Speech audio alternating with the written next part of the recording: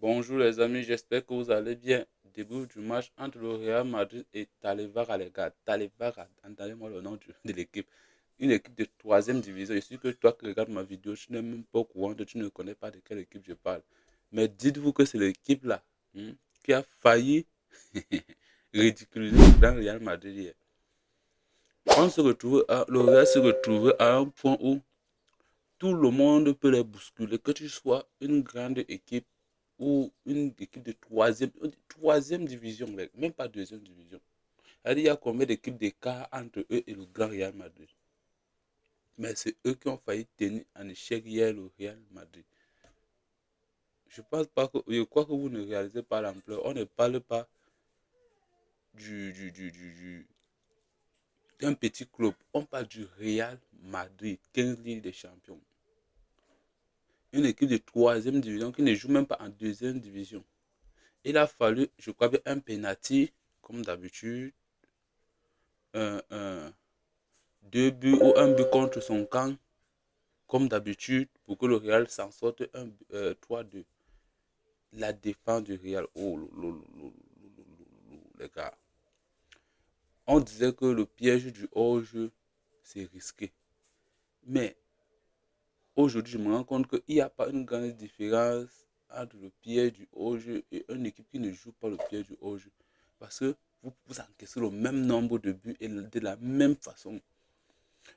Là où même le piège du hors-jeu est encore avantage, c'est que ça perturbe l'adversaire. L'adversaire ne sait pas à quel moment il doit partir, ça lui perturbe et ça joue sur sa psychologie parce qu'il se concentre plus sur le timing que sur le jeu. Mais lorsque vous jouez une défense basse, l'équipe a le temps de positionner son jeu. La défense du Real, ça ne va pas. Ils encaissent des buts trop facilement. Les petites équipes jouent avec la défense du Real, le milieu du terrain. Aïe, aïe, aïe. Je pense que la base de l'absence de Toni Kroos et de Modric, c'est jusqu'aujourd'hui. Qu'on laisse l'accuser Mbappé, déséquilibre de Mbappé, machin, tout. C'est le milieu du terrain. Tu ne peux pas me dire que tu fais un mercato, excusez un peu,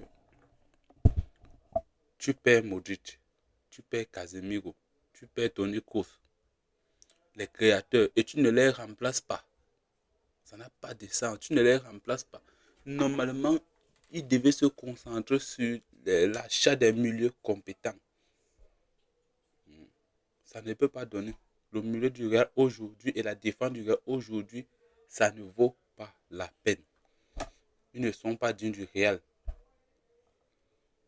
Moi, personnellement, je m'attendais que le Real devait leur donner au moins un 5-0, un 6-0. Je ne m'attendais pas que la défense du Real allait concéder des buts aussi facilement et de manière ridicule, les gars.